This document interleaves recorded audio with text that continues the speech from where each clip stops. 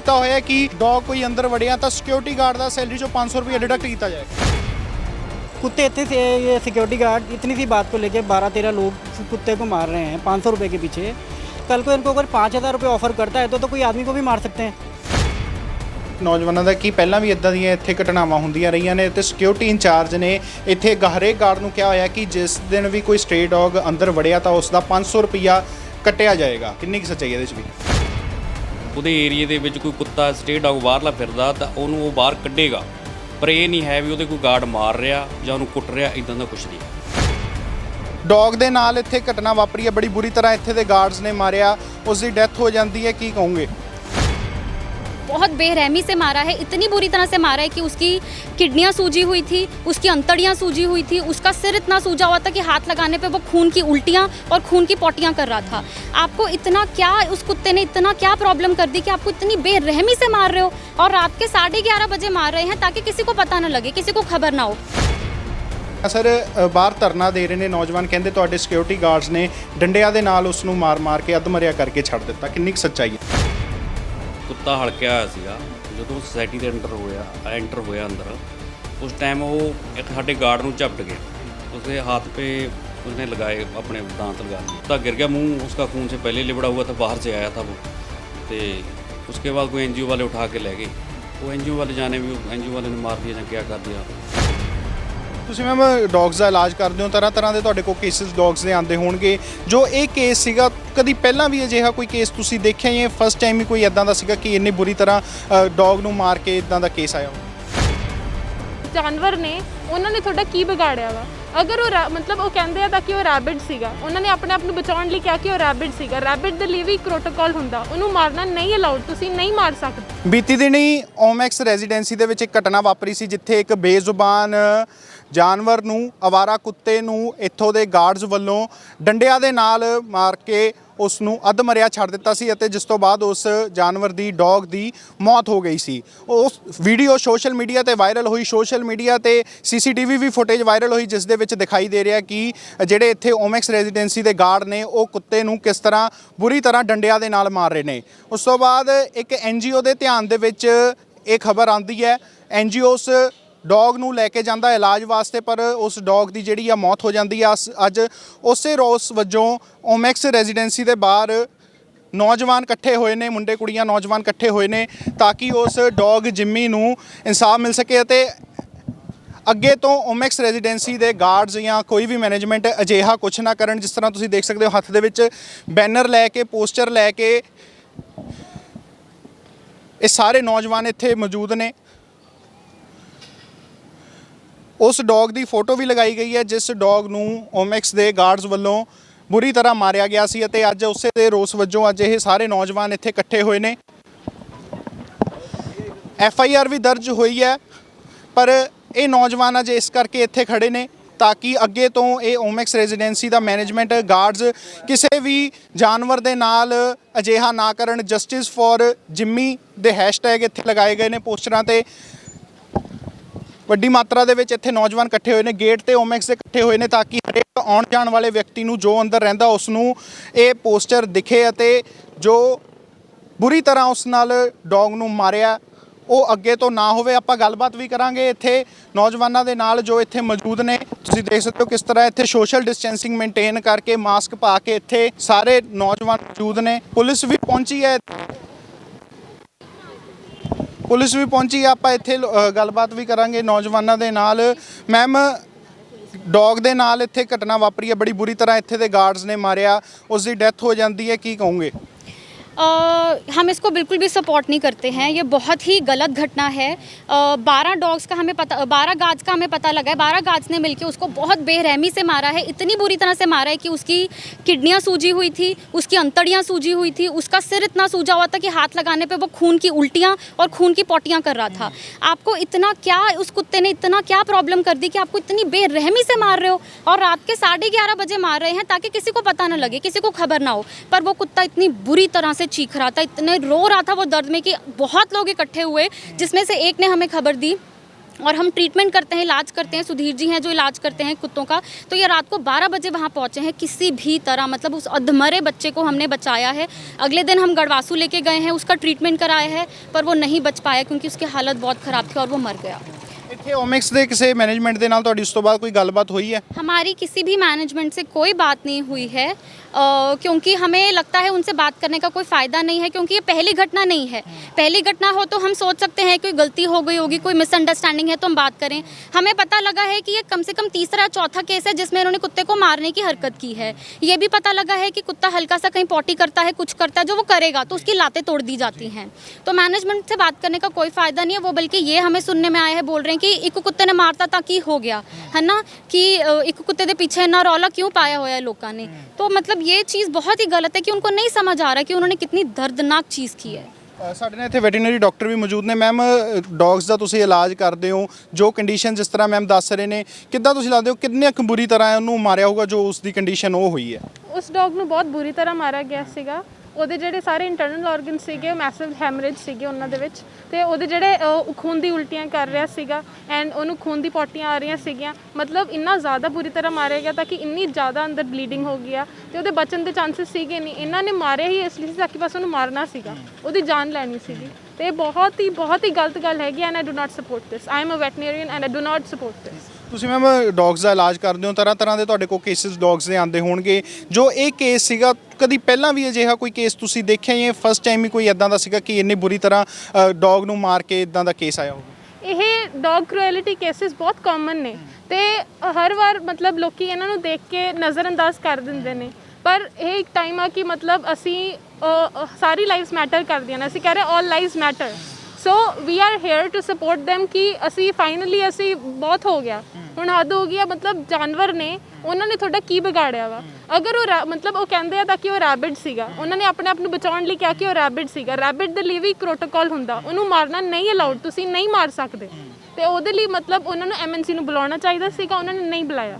Ma'am, ਕੋਈ ਕਾਨੂੰਨੀ ਕਾਰਵਾਈ ਵੀ ਤੁਸੀਂ ਕਰਵਾਈ ਗਈ ਹੈ ਇਸ ਰੈਜ਼ੀਡੈਂਸੀ ਵਾਲਾ, ਕਿਉਂਕਿ ਜਾਨਵਰ ਨੂੰ ਮਾਰਨਾ ਇੱਕ ਕ੍ਰਾਈਮ ਹੈ ਬਹੁਤ ਵੱਡਾ, ਕੋਈ ਕਾਨੂੰਨੀ ਕਾਰਵਾਈ ਤੁਸੀਂ ਕਰਵਾਈ ਹੈ? ਕਾਨੂੰਨੀ ਕਾਰਵਾਈ ਪੀਐਫਏ ਨੇ ਤੇ ਇੱਕ ਹੋਰ ਦੂਜੀ ਐਨਜੀਓ ਹੈ, ਉਹਨਾਂ ਨੇ ਐਫਆਈਆਰ ਲਿਖਵਾਈ ਹੈ ਇਹਨਾਂ ਦੇ ਅਗੇਂਸਟ, ਤੇ ਕਾਨੂੰਨੀ ਕਾਰਵਾਈ ਹੋਊਗੀ। ਪੁਲਿਸ ਸਾਨੂੰ ਸਪੋਰਟ ਕਰ ਰਹੀ ਹੈ ਤੇ ਬਹੁਤ ਚੰਗੀ ਤਰ੍ਹਾਂ ਸਭ ਹੋ ਰਿਹਾ ਹੈਗਾ। ਤੇ ਉਹ ਹੋ ਰਿਹਾ ਹੈਗਾ, ਪੋਸਟਮਾਰਟਮ ਲਈ ਉਹਦੀ ਬੋਡੀ ਭੇਜੀ ਗਈ ਹੈ, 2-3 ਦਿਨਾਂ ਵਿੱਚ ਉਹਦਾ ਰਿਪੋਰਟ ਵੀ ਆ ਜੂਗੀ, ਤਾਂ ਸਾਨੂੰ ਪਤਾ ਲੱਗ ਜੂਗਾ ਕਿ ਇਹ ਕਿੰਨਾ ਸੱਚ ਹੈ ਕਿ ਕਿੰਨਾ ਝੂਠ ਹੈ ਕਿ ਉਹ ਰੈਬਿਟ ਸੀਗਾ। ਤੇ ਇਹ ਵੀ ਪਤਾ ਲੱਗ ਜੂਗਾ ਕਿ ਇਹਨਾਂ ਨੇ ਕਿਸ ਐਕਸਟੈਂਟ ਤੱਕ ਉਹਦੀ ਬੋਡੀ ਖਰਾਬ ਕੀਤੀ ਕਿ ਉਹ ਮਰ ਗਿਆ ਖੂਨੋ ਖੂਨ ਹੋ ਕੇ। ਸਰ, ਤੁਸੀਂ ਅੱਜ ਆਪਣੇ ਕੰਮਕਾਰ ਛੱਡ ਕੇ ਤੁਸੀਂ ਇੱਥੇ ਇਹ ਸੁਸਾਇਟੀ ਵਾਲੇ ਕਹਿਣਗੇ, ਮੈਨੇਜਮੈਂਟ ਵਾਲੇ ਕਹਿਣਗੇ ਕਿ 3-4 ਬੰਦੇ ਇਕੱਠੇ ਹੋ ਕੇ ਆ ਗਏ ਨੇ ਵੀ ਤੁਸੀਂ ਵਿਹਲੇ ਹੋ, ਅੱਜ ਆਪਣਾ ਤੁਸੀਂ ਕੰਮਕਾਰ ਛੱਡ ਕੇ ਇੱਥੇ ਇੱਕ ਡੌਗ ਵਾਸਤੇ ਆਏ ਹੋ।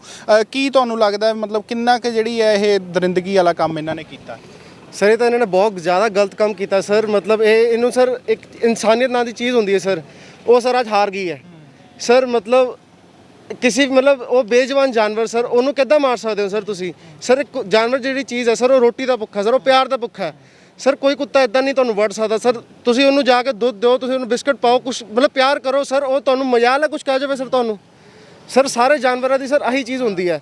ਆਪਾਂ ਡੌਗ ਤਾਂ ਵੈਸੇ ਵੀ ਡੌਗ ਨੂੰ ਕਹਿੰਦੇ ਕਿ ਸਭ ਤੋਂ ਵਫਾਦਾਰ ਹੈ, ਇਹ ਸਭ ਤੋਂ ਵਧੀਆ ਦੋਸਤ ਹੈ ਇਹ ਇਨਸਾਨ ਦਾ, ਤੇ ਇਨਸਾਨ ਹੀ ਉਸ ਨੂੰ ਕੀ ਕਰ ਰਿਹਾ। ਇੱਕ ਡੌਗ ਦੇ ਆਪਾਂ ਗੱਲ ਕਰੀਏ, ਉਹਦੇ ਦਿਮਾਗ ਦੇ ਵਿੱਚ ਇਨਸਾਨਾਂ ਦੀ ਕਿਹੋ ਜਿਹੀ ਇਮੇਜ ਬਣਦੀ ਹੋਊਗੀ?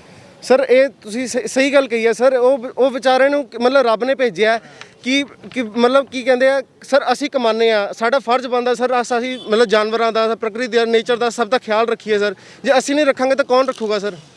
ਸਾਨੂੰ ਸਰ ਆਹੀ ਸਿਖਾਉਂਦੇ ਸਰ, ਜਾਨਵਰਾਂ ਨਾਲ ਪਿਆਰ ਕਰੋ, ਨੇਚਰ ਦਾ ਪੂਰਾ ਦੇਖਭਾਲ ਕਰੋ ਸਰ। ਜੇ ਆਪਾਂ ਨਹੀਂ ਕਰਾਂਗੇ ਤਾਂ ਕੌਣ ਕਰੂਗਾ ਸਰ? ਤਾਂ ਤੁਸੀਂ ਦੇਖ ਸਕਦੇ ਹੋ ਕਿ ਕਿਸ ਤਰ੍ਹਾਂ ਇੱਥੇ ਨੌਜਵਾਨ ਸਾਰੇ ਇਕੱਠੇ ਹੋਏ ਨੇ ਦੋਨਾਂ ਪਾਸੇ। ਤੁਸੀਂ ਦੇਖ ਸਕਦੇ ਹੋ ਸਾਹਮਣੇ ਓਮਿਕਸ ਰੈਜ਼ੀਡੈਂਸੀ ਦਾ ਐਂਟਰੈਂਸ ਗੇਟ ਹੈ ਅਤੇ ਦੋਨੋਂ ਪਾਸੇ ਨੌਜਵਾਨ ਮੁੰਡੇ ਕੁੜੀਆਂ ਹੱਥਾਂ ਦੇ ਵਿੱਚ ਬੈਨਰ ਲੈ ਕੇ, ਪੋਸਟਰਸ ਲੈ ਕੇ ਇੱਥੇ ਖੜੇ ਨੇ ਤਾਂ ਕਿ ਉਸ ਡੌਗ ਨੂੰ ਜਿਸ ਦਾ ਨਾਮ ਜਿੰਮੀ ਹੈ ਉਸ ਨੂੰ ਇਨਸਾਫ ਮਿਲ ਸਕੇ, ਜਸਟਿਸ ਮਿਲ ਸਕੇ। ਸੇਵ ਡੌਗਸ ਦੇ ਇੱਥੇ ਪੋਸਟਰ ਲਗਾ ਕੇ, ਹੈਸ਼ਟੈਗ ਲਗਾ ਕੇ ਇੱਥੇ ਨੌਜਵਾਨ ਮੌਜੂਦ ਨੇ, ਮੁੰਡੇ ਕੁੜੀਆਂ ਪਹੁੰਚੇ ਨੇ ਇੱਥੇ, ਕਿਉਂਕਿ ਬੇਹੱਦ ਹੀ ਜਿਹੜਾ ਦਰਿੰਦਗੀ ਵਾਲਾ ਕੰਮ ਇੱਕ ਬੇਜ਼ੁਬਾਨ ਜਾਨਵਰ ਦੇ ਨਾਲ ਇੱਥੋਂ ਦੇ ਓਮਿਕਸ ਰੈਜ਼ੀਡੈਂਸੀ ਦੇ ਪ੍ਰਸ਼ਾਸਨ ਵੱਲੋਂ ਕੀਤਾ ਗਿਆ। CCTV ਫੁਟੇਜ ਵੀ ਉਹ ਵੀ ਤੁਹਾਨੂੰ ਆਪਣੀ ਇਸ ਅਸੀਂ ਖਬਰ 'ਚ ਦਿਖਾਵਾਂਗੇ, ਜਿਸ ਦੇ ਵਿੱਚ ਇਹ ਦਾਅਵਾ ਕਰ ਰਹੇ ਨੇ ਕਿ ਓਮਿਕਸ ਰੈਜ਼ੀਡੈਂਸੀ ਦੇ ਗਾਰਡਸ ਵੱਲੋਂ ਉਸ ਡੌਗ ਨੂੰ ਜਿਹੜਾ ਕੁੱਟਿਆ ਗਿਆ, ਅੱਧ ਮਰਿਆ ਕਰਕੇ ਜਾਣਬੁੱਝ ਕੇ ਛੱਡਿਆ ਗਿਆ ਤਾਂ ਕਿ ਉਹ ਮੁੜ ਕੇ ਨਾ ਆ ਸਕੇ। ਪੁਲਿਸ ਵੀ ਪਹੁੰਚੀ ਹੈ ਇੱਥੇ, ਨੌਜਵਾਨ ਮੁੰਡੇ ਕੁੜੀਆਂ ਵੀ ਪਹੁੰਚੇ ਨੇ ਇੱਥੇ ਦੇ ਜਿਹੜੇ ਨੌਜਵਾਨ ਮੁੰਡੇ ਕੁੜੀਆਂ ਇੱਥੇ ਪਹੁੰਚੇ ਨੇ ਉਹਨਾਂ ਦਾ ਕਹਿਣਾ ਹੈ ਕਿ ਓਮੈਕਸ ਦੇ ਵਿੱਚ ਪਹਿਲਾਂ ਵੀ ਅਜਿਹੇ ਘਟਨਾ ਵਾਪਰੀਆਂ ਨੇ ਜਿੱਥੇ ਡੌਗ ਨੂੰ ਕਿਤੇ ਵਾਸ਼ਰੂਮ ਕਰਨ ਤੇ ਵੀ ਜਿਹੜਾ ਕੁੱਟਿਆ ਜਾਂਦਾ ਸੀ, ਉਸ ਦੀਆਂ ਲੱਤਾਂ ਤੋੜ ਦਿੱਤੀਆਂ ਜਾਂਦੀਆਂ ਸੀ।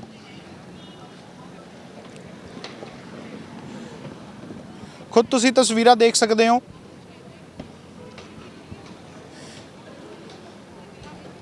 ਇਸ ਕਰਕੇ ਗੇਟ ਦੇ ਬਾਹਰ ਖੜੇ ਨੇ ਬੱਚੇ ਤਾਂ ਕਿ ਅੰਦਰੋਂ ਜਿਹੜਾ ਕੋਈ ਵੀ ਬਾਹਰ ਆਵੇ ਜਾਂ ਬਾਹਰੋਂ ਜਿਹੜਾ ਵੀ ਕੋਈ ਅੰਦਰ ਜਾਵੇ ਉਸ ਨੂੰ ਦਿਖੇ ਕਿ ਜੋ ਓਮੈਕਸ ਦੇ ਪ੍ਰਸ਼ਾਸਨ ਨੇ ਡੌਗ ਨਾਲ ਕੀਤਾ ਕਿੰਨਾ ਬੁਰਾ ਕੀਤਾ, ਕਿਸੇ ਦੇ ਦਿਲ ਦੇ ਵਿੱਚ ਹਮਦਰਦੀ ਜਗੇ ਤਾਂ ਕਿ ਅੱਗੇ ਤੋਂ ਕੋਈ ਅਜਿਹੀ ਘਟਨਾ ਨਾ ਵਾਪਰੇ।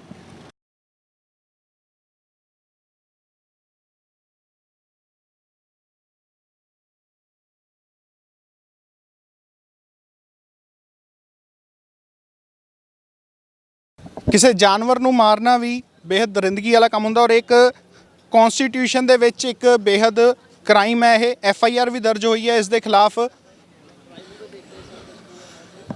ਵੱਖ-ਵੱਖ NGOs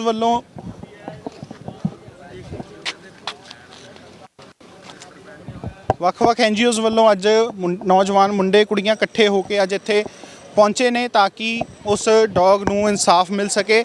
ਸਾਡੇ ਨਾਲ ਸੁਧੀਰ ਜੀ ਮੌਜੂਦ ਨੇ। ਸੁਧੀਰ ਜੀ, ਤੁਸੀਂ ਕਾਫੀ ਦੇਰ ਤੋਂ ਡੌਗਸ ਦਾ ਇਲਾਜ ਕਰਦੇ ਹੋ ਜਿਹੜੇ ਇੱਦਾਂ ਸੜਕਾਂ ਤੇ ਕੋਈ ਬਿਮਾਰੀ ਦਾ ਸ਼ਿਕਾਰ ਹੋਏ ਹੁੰਦੇ ਨੇ, ਤੁਹਾਨੂੰ ਇਸ ਡੌਗ ਦੇ ਬਾਰੇ ਕਦੋਂ ਪਤਾ ਲੱਗਿਆ ਸੀ? मेरे को रात को 11 बजे फ़ोन आया हमारी मेंबर तानिया का कि ऐसे इमरजेंसी है।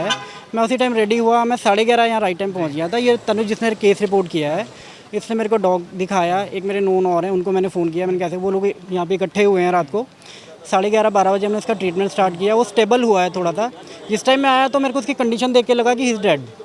तो थोड़ा सा मैंने उसको हिलाया डुलाया तो पता चला कि वो थोड़ा होश में है। उसको स्टेबल किया है। उसके बाद स्टेबलाइज होने के बाद 1 घंटा यहाँ पे इसको ट्रीटमेंट किया है। फिर हम रात को इसको लेके गए और नेक्स्ट मॉर्निंग हम उसको यूनिवर्सिटी लेके गए। वहाँ पे अल्ट्रासाउंड हुआ है इसका, तो उसमें आया है कि उसका लीवर भी काफ़ी स्वेल है, इंटेस्टाइन जो है वो भी स्वेल है, खून की वो वॉमिट कर रहा था।